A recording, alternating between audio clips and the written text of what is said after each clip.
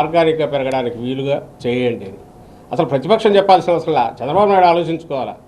నువ్వు ఇల్లు అసలు 10 ఏళ్ళు హైదరాబాద్లో ఉండడానికి అవకాశం ఉంది. ఎవరు పరిగెత్తుకుంటారు రమ్మన్నాడు ఇక్కడికి? 10 ఇయర్స్లో న్యాచురల్ గ్రోత్ ఉండేదిగా. హైదరాబాద్లోనే ఉండి డెవలప్ అవుతూ నార్మల్ డెవలప్మెంట్ జరిగితే instead of wasting thousands of crores or ఇప్పుడు లక్షల కోట్ల దీనిల బదులు ఎక్కడ కరెక్ట్ ఇది గ్రోత్ ఎక్కడ జరుగుతుందో దాని ప్రకారం న్యాచురల్ దీనికి వచ్చిండొచ్చు. 10 ఏళ్ళు హైదరాబాద్ చేసినచ్చుగా.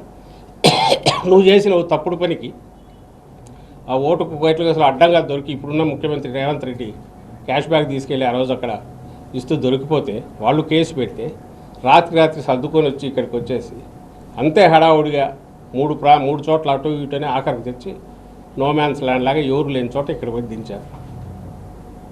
ఆ రోజు పెట్టిండొచ్చు కాదల్లా.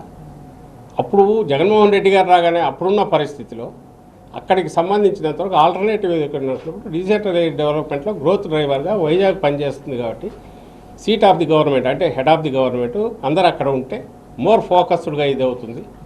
ఫాస్ట్గా మిగిలిన దీటైన నగరంగా పెరుగుతుంది. ఇంటర్నేషనల్గా కూడా గ్లోబల్ సిటీగా డెవలప్ కావడానికి వైజాగ్ ఉన్న దీనివల్ల అనేది ప్లాన్ చేసి నువ్వు కూడా అదే చేస్తున్నావు. ఈరోజు నువ్వు పేరు అమరావతిని ఇంత చెప్పి అమరావతి దగ్గర నీ డ్రైన్ అవుట్ కావడానికి ప్రజల సొమ్ము ఖర్చు పెడుతున్నావు తప్ప, లేదా అసలు ఏదో ల్యాబొరేటరీలో ఉండాల్సిన క్వాంటమ్ థియరీలు ఇట్లాంటివి చెప్తున్నావు తప్ప రియల్ ఇదంతా కూడా మళ్ళీ వైజాగ్లోనే చేస్తున్నావుగా. జగన్మోహన్ రెడ్డి గారు చెప్పింది అదే.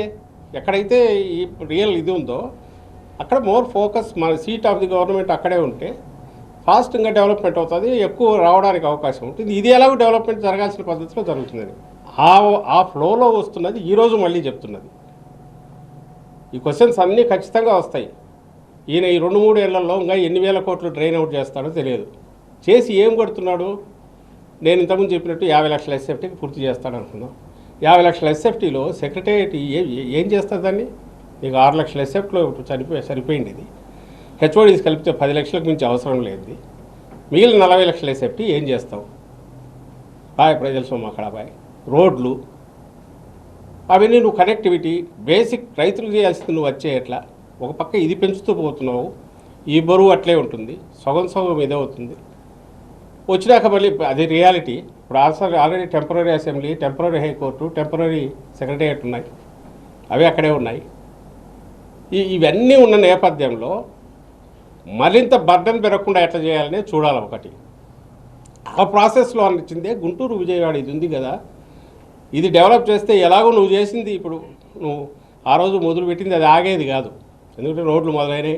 ఇప్పుడు ఈ బైపాస్ ఆల్రెడీ వచ్చింది, కాజా దగ్గర నుంచి వెస్ట్రన్ బైపాస్ వచ్చింది, అండ్ కనెక్టివిటీ కంప్లీట్ ఎయిర్పోర్ట్కి వచ్చింది.